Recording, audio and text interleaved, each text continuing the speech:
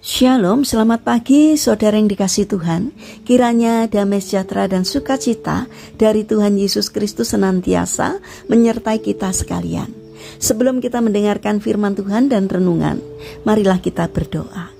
Tuhan Allah Bapa yang Maha Kasih, kami sungguh bersyukur atas kebaikan dan kemurahan-Mu, karena Engkau Tuhan yang selalu memberkati dan melindungi kami, sehingga kami pada pagi hari ini dalam keadaan baik. Terima kasih Tuhan atas setiap penyertaan-Mu, sehingga kami selalu merasakan pertolongan Tuhan dari hari ke hari. Jika saat ini kami akan mendengarkan sabda firman-Mu, urapilah kami dengan Roh Kudus-Mu, agar kami dapat mengerti dan mempunyai pemahaman yang benar akan apa yang Tuhan sampaikan kepada kami melalui firman-Mu. Terima kasih Tuhan. Di dalam nama Tuhan Yesus Kristus kami berdoa. Amin. Saudara yang dikasihi Tuhan, bacaan firman Tuhan saat ini diambil dari TB2, kitab 1 Samuel pasal 16, ayat 11 dan 12. Demikianlah sabda Tuhan. Lalu Samuel berkata kepada Isai, "Inikah anakmu semuanya?" Jawabnya, "Masih tinggal yang bungsu, tetapi sedang menggembalakan kambing domba." Kata Samuel kepada Isai, "Suruhlah orang menjemput dia, sebab kita tidak akan duduk makan sebelum ia datang ke sini." Kemudian Isai menyuruh orang untuk menjemput dia. Pipinya kemerah-merahan, matanya indah dan tampan kelihatannya. Lalu Tuhan berfirman, "Bangkitlah, urapilah dia, sebab inilah dia." Tema renungan saat ini adalah memulai dari nol. Saudara yang dikasihi Tuhan, tahukah kita bahwa untuk meniti karir di layar lebar, Jackie Chan tak langsung mendapatkan peran penting dalam film. Awalnya ia hanyalah seorang pemeran pengganti. Bahkan demi menyambung hidup, Jackie sempat bekerja di Australia sebagai pelayan restoran dan buruh bangunan. Percayakah kita bila Sting, pentolan grup musik The Police, pernah menjalani beragam pekerjaan demi bisa hidup, mulai dari guru, pegawai konstruksi, petugas pajak, hingga menjadi seorang kondektur bus. Bahkan seorang James Cameron, sutradara film box office Terminator, Titanic, dan Avatar, ternyata pernah bekerja sebagai sopir bus sekolah.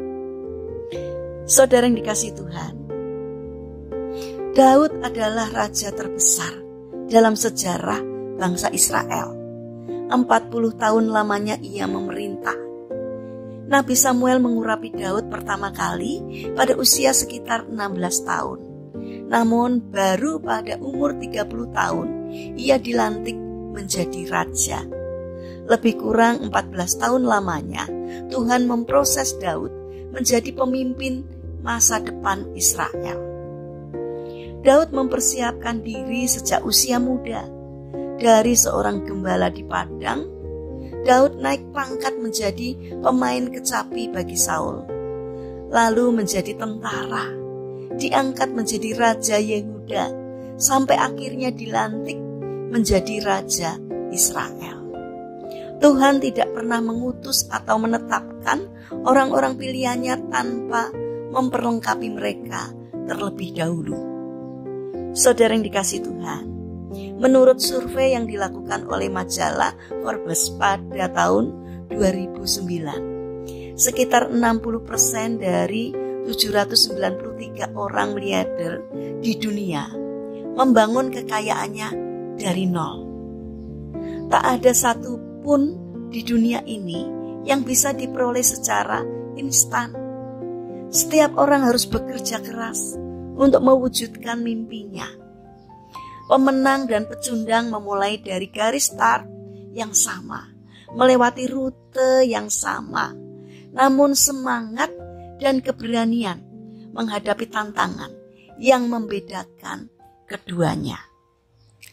Saudara yang dikasihi Tuhan, sebuah pepatah klasik berkata, Roma tidak dibangun dalam satu malam.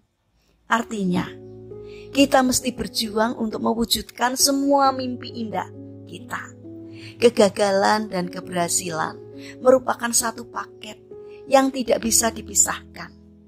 Sebelum kita mencoba, kita tidak pernah tahu apakah kita bakal berhasil atau tidak.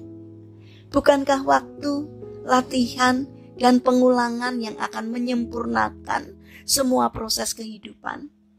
Bahwa kita menemui batu terjal di awal tidak berarti kita pasti gagal di akhir. Tetaplah maju, jangan pernah berhenti mencoba. Saudara yang terkasih, mari kita bangun karakter jangan pernah menyerah, agar kita bisa mewujudkan mimpi-mimpi kita. Mari kita berdoa. Tuhan Yesus yang baik, kami percaya bahwa masa depan kami indah di tangan Tuhan. Berikanlah kami keberanian untuk melangkah dan tidak mudah menyerah. Bapa yang baik, kami ingin menyerahkan untuk seluruh aktivitas kami hari ini ke dalam tangan-Mu. Kami memohon penyertaan dan pertolongan Tuhan. Berikanlah kesehatan kepada kami dan juga kepada orang-orang yang kami kasihi. Kami memohon kiranya Tuhan yang menolong dan memberkati kami. Bapa yang penuh kasih, kami berdoa untuk saudara-saudara kami yang mengalami lemah fisik atau sakit. Kiranya Tuhan berbelas kasih untuk menjamah dan menyembuhkannya. Demikian juga berkatilah bangsa dan negara kami, terutama pemimpin yang Engkau percaya untuk memimpin negeri kami. Kiranya Tuhan memberi hikmat dari surga, sehingga setiap keputusan atau apapun yang dikerjakannya seturut dengan pimpinan Tuhan. Terima kasih Tuhan.